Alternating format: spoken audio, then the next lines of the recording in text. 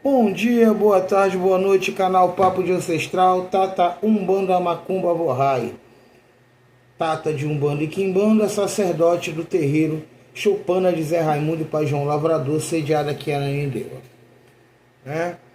Agora também Master da equipe A do Instituto Terra Matriz.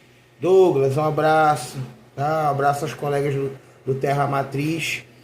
A gente mantendo aqui a nossa collab, todo tempo citando. Para quem não sabe, o Instituto Terra Matriz é uma ONG. Eu considero uma ONG, é um grupo de trabalho, onde a gente procura desmistificar as questões em relação à religião, que é uma coisa que eu já faço aqui no canal, e ajudar as pessoas a compreender como vai ser o seu caminho dentro da nossa religiosidade. Então, a todos os meus amigos, a Manu, a Naira, meus supervisores, a todo o povo que faz o Instituto Terra Matriz girar, o meu abraço. Antes de mais nada, eu quero pedir, curte, compartilha, comenta aqui embaixo, porque o assunto de hoje é um assunto importante, é um assunto polêmico, mas é um assunto que eu já vim há algum tempo para fazer, né? Como vocês bem sabem, a minha mãe, infelizmente, veio a fazer a passagem, por esse motivo eu estou há alguns dias sem fazer trabalho aqui no canal. Estou voltando agora por esses dias. E esse vídeo foi o último vídeo que eu prometi antes da minha mãe realmente piorar no hospital e eu ter que me ausentar. O tema é desenvolvimento mediúnico à distância, mito e realidade. Para começo de conversa, a Umbanda e a Quimbanda, elas não são kardecismo. Tá?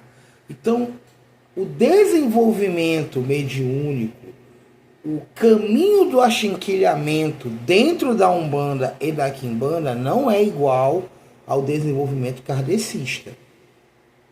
Tá? Então vamos deixar isso bem claro. A lida com os baculos, com os boculos, com os ancestrais, ela é bem diferente da lida com os espíritos da forma científica que é feita dentro do kardecismo. Já começa por aí. Certo? Desenvolvimento mediúnico, o caminho do achinquilhamento dentro da Umbanda, ele é um caminho que ele vai mexer com 3 corpos importantíssimos. Não que o kardecismo não faça isso, mas ele mexe de forma diferente. Que é o mental, o emocional e o espiritual.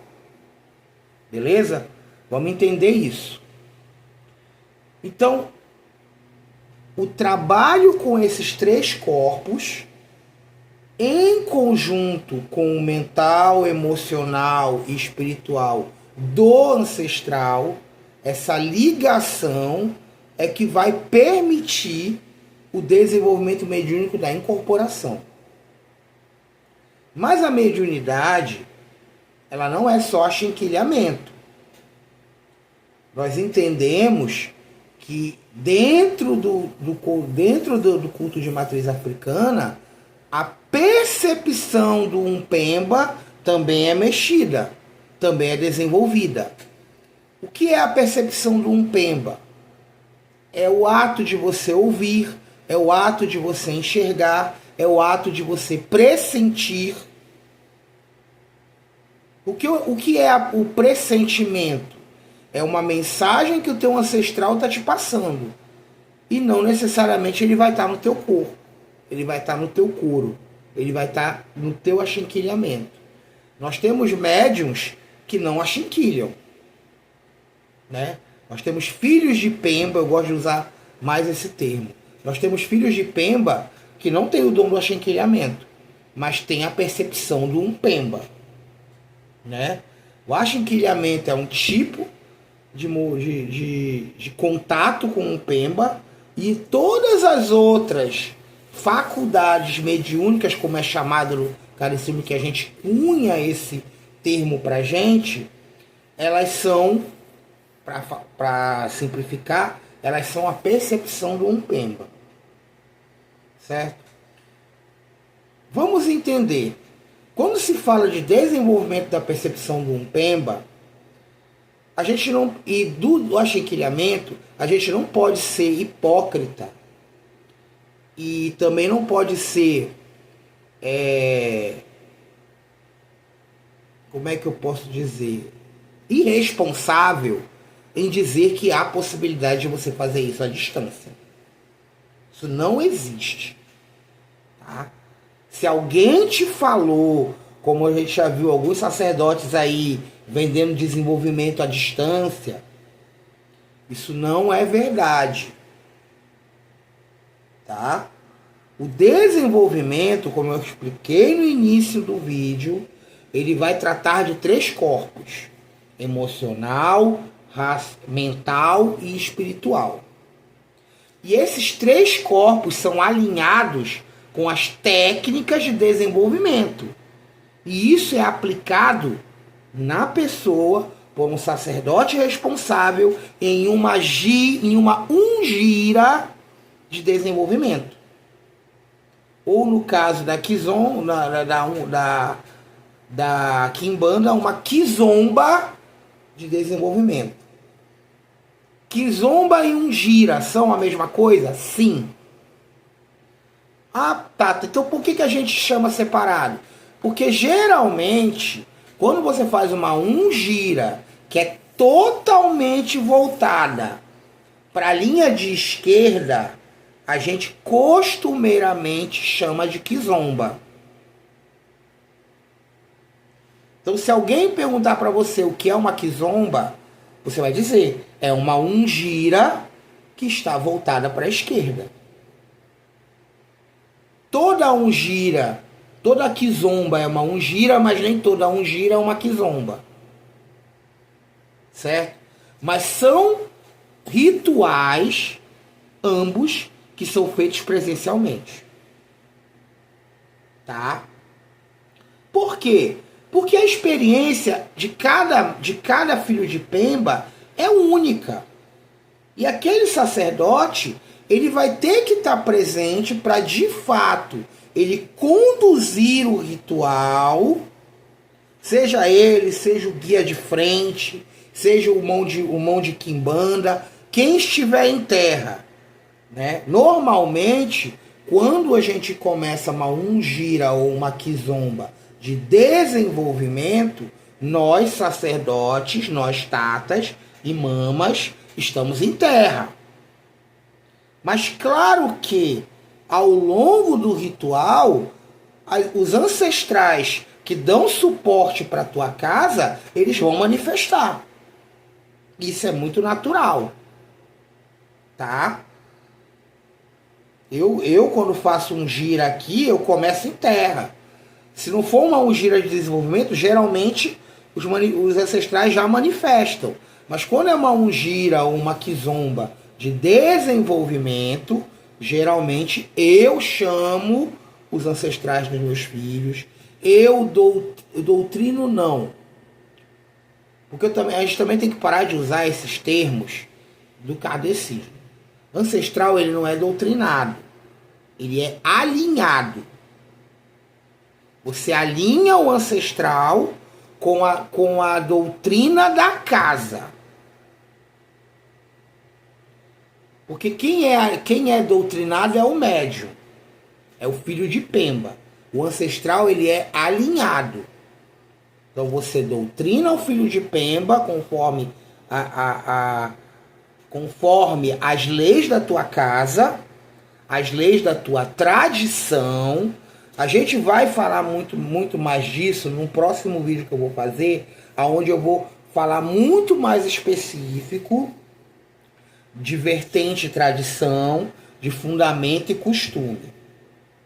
Mas a ideia é que toda tradição tem uma doutrina, tem um fundamento que vem dos mais antigos. Então você doutrina o médium, o filho de Pemba, na tua tradição e alinha aquele ancestral com a tradição.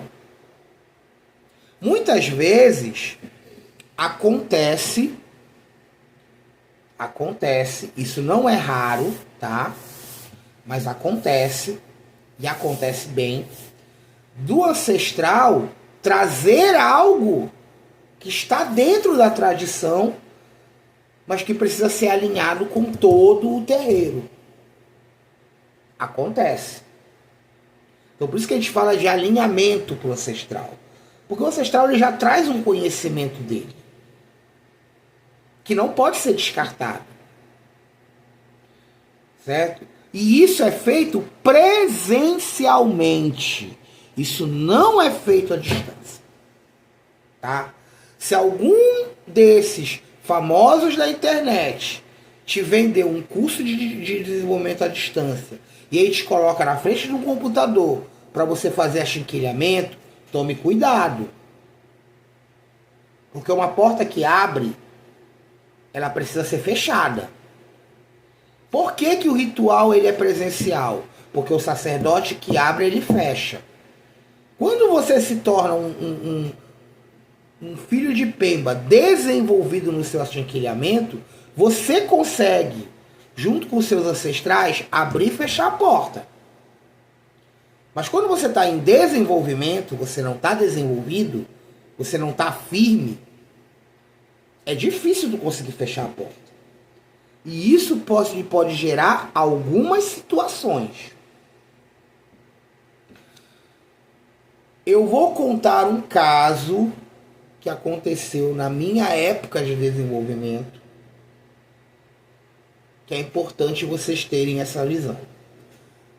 Como vocês todos sabem, eu fui desenvolvido pela mãe Carmen de Zé Raimundo, na tradição Uraré Quilembê Bacongo, aqui no norte do Brasil.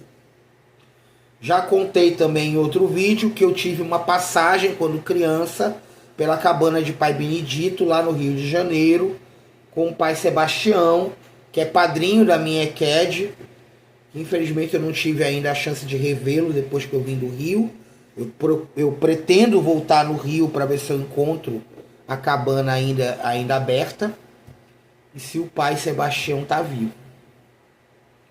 Mas enfim, no terreiro da minha mãe Carmen, nós tivemos uma situação muito complicada em relação a um médium, a um filho de Pemba. Esse filho de Pemba, eu não vou citar nomes, porque eu não vou citar o nome iniciático dele. Eu vou citar o nome da pessoa. Não vou citar sobrenome. Essa pessoa ainda é viva. Hoje em dia, ela passa por tratamento psiquiátrico. Era para ser um grande sacerdote, mas não conseguiu. E eu vou te explicar para vocês o porquê. Era um irmão de santo meu, de nome Jairo. Né? Ele era filho, na esquerda, de Veludo, e na direita ele trabalhava com a dona Jarina. Quem não conhece, Jarina é uma cabocla que faz parte das 3 irmãs turcas. São entidades que entram na espiritualidade brasileira pelo tambor de mina, mas aqui no Pará, Maranhão, na região norte, é costumeiro que essas entidades também se manifestem dentro da Jurema Sagrada e dentro da Umbanda, M apóstrofe Umbanda. Por que, Tata? Isso é uma outra situação que a gente vai conversar num outro vídeo. Mas entendam, espíritos trabalham em linhas. O pessoal da Jurema, meus irmãos da Jurema, eu não gosto de me intrometer e falar de culto de Jurema porque eu sei muito pouco. Né?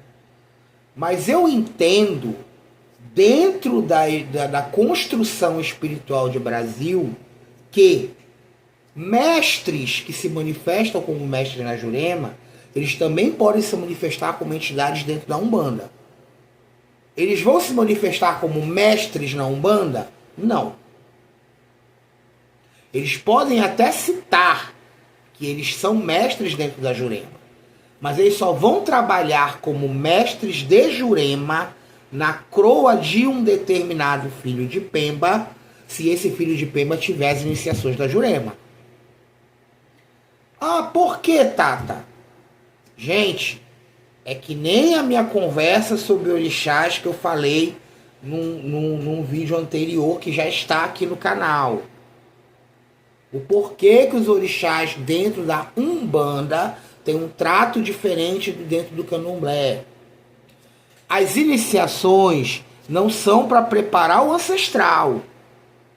As iniciações, e a importância delas é essa, são para preparar o filho de Pemba, que vai receber aquela energia, para que ele possa, para que aquela matéria possa servir de instrumento na totalidade para o trabalho daquele espírito.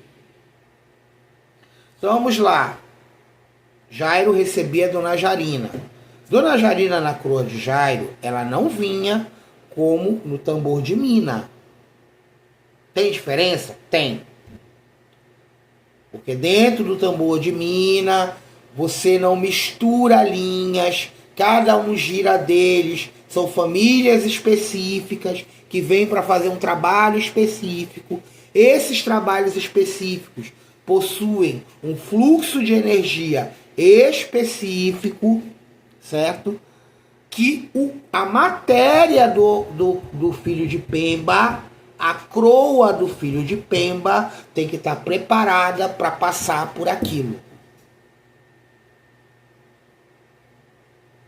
Ah, e se não tiver? Dificilmente uma entidade que sabe que aquele filho não está preparado para aquilo vai fazer. Dificilmente. Por quê? Porque ela sabe que ela vai estar trazendo dano pro cavalo dela. A mesma coisa é por que o orixá se manifesta no Candomblé e não se manifesta na Umbanda. Em algumas casas de tambor, tradições de tambor de Mina, manifesta. Em algumas tradições de Jurema Sagrada, manifesta. Porque ali dentro daquela tradição, daquele Candomblé, daquela Jurema Sagrada, daquele tambor de Mina, existem fundamentos que preparam o filho de Pemba para aquilo. Então, terreiro é importante, sim. Receber do seu iniciador a mão é importante, sim. Por quê? Porque a mão não é só o manejo. A mão, ela é a preparação daquele filho para receber no achinquilhamento que ele pode, o que o ancestral dele pode trazer. Estamos entendidos? Acredito que sim. Certo? Então, voltando ao caso do Jairo. O Jairo, em algumas situações, ele não se alinhou com a casa da mãe Carmen e decidiu ir para procurar o caminho dele. Não foi por um terreiro. Ele começou a ser o que nós chamamos de médium de internet. E começou a fazer o culto do achinquilhamento dele sozinho, por conta própria, sem o devido desenvolvimento. Eu não estou dizendo, o que eu vou relatar aqui do Jairo, que aconteceu com ele, eu não estou dizendo que é uma coisa que pode acontecer com todo mundo, mas 97% das pessoas que eu conheço que fizeram esse trabalho errado no seu desenvolvimento, errático, não é errado, errático no seu desenvolvimento, aconteceu o que aconteceu com Jairo. Ele adquiriu esquizofrenia, ele adquiriu ansiedade, ele adquiriu uma série de situações. Porque, gente, da mesma forma que o teu ancestral ele pode te ajudar a equilibrar um problema mental, como eu tenho provas que dentro da minha casa eu tenho pessoas que têm situações psicológicas que os ancestrais ajudam, eles não curam totalmente, mas eles fazem parte do processo de cura daquele filho, ele também, se mal utilizado, pode gerar um problema. Certo? Porque a doença, ela somatiza. Ela começa no teu mental, no teu emocional, no teu espiritual, somatiza e manifesta no físico. É por isso que a Umbanda e a Quimbanda são artes de cura. Porque elas vão curar antes dela manifestar no físico. O que as pessoas não entendem, e eu vou vou fazer um adendo, esse vídeo vai ficar enorme. Eu espero que vocês me ajudem curtindo, compartilhando, tocando a sineta do Congá, porque vai dar trabalho. Um adendozinho, tá? Quando a doença manifesta no físico, já é muito difícil a cura ser só pela Umbanda e pela Quimbanda. É impossível? Não. Existem algumas situações, né? Dependendo se teu báculo é um báculo menga, tem toda uma situação. Mas geralmente, quando a doença já manifesta no físico, provavelmente só o culto espiritual não vai resolver o problema. Ele vai ajudar.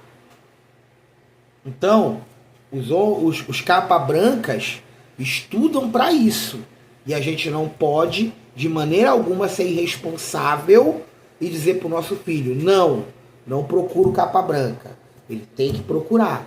Porque a gente só pode tratar do que a gente foi feito para tratar. Certo? É responsabilidade de sacerdócio isso. Continuando, o Jairo atingiu o patamar de esquizofrenia, ansiedade. Hoje, manifestou já, ele não está mais no culto, no culto religioso de batizar, pelo menos até onde eu sei, né? Mas eu sei que ele está em uma situação psiquiátrica tomando remédios pesados. E uma das coisas que causou isso foi a irresponsabilidade errática com o desenvolvimento mediúnico dele. E esses cursos de desenvolvimento mediúnico à distância, eles geram isso. Então não caiam nessa lorota. Não caiam nessa lorota. Você quer desenvolver sua mediunidade? Você quer saber que mediunidade você tem? Procure um sacerdote. Faça um mapa iniciático. Converse com uma entidade firme e com responsabilidade. Procure um sacerdote responsável. Terreiro é para tratar do culto. Não entrem nessa história de que você não precisa de um terreiro. Outra coisa, há um tempo atrás se ouviu falar de meta-terreiro. Eles já até pararam com isso, porque na época que eles soltaram essa bomba, o pessoal que fazia isso, que falava disso, que eu não vou citar nome aqui porque eu não quero processo, né? Eu fui um dos que abriu o verbo logo na internet. Tem vídeo no canal sobre isso. Entendeu? Não existe meta-terreiro. A internet é muito boa para acumular e organizar conhecimento, desde que você saiba a fonte correta. Certo? Mas ela não é para servir de ferramenta para gerar um terreiro virtual. Isso não pode. Isso está errado. Toda e qualquer forma à distância de desenvolvimento mediúnico está errada. Uma coisa é um oráculo à distância. Outra coisa é você desenvolver mediunidade à distância. São duas coisas completamente diferentes. Uma coisa é você fazer um trabalho à distância para alguém. Outra coisa é você desenvolver a coroa de alguém. Mexer no ori de alguém. Primeiro que à distância tu não mexe no ori de ninguém. Não efetivamente. Dá para fazer algumas coisas, Tata? Dá. Mas tocar no mutuê de alguém para trabalhar a mediunidade daquela pessoa, a distância é impossível. Isso não existe. Tá? Deixando bem claro, isso não existe. Então entendam, não caiam nessas balelas. Desenvolvimento à distância é furada. Procure um terreiro de confiança, um tata que te respeite, que você respeite ele, um terreiro onde não haja abuso, onde você se sinta à vontade, tá? E se desenvolva, certo? Mais uma vez, curte, comenta, compartilha. Meu axé pro pessoal do Instituto Terra Matriz novamente, tá? Muita força pra gente, que a gente consiga continuar os nossos trabalhos, tanto no nosso terreiro, quanto na rede. Boa noite a todos e até amanhã.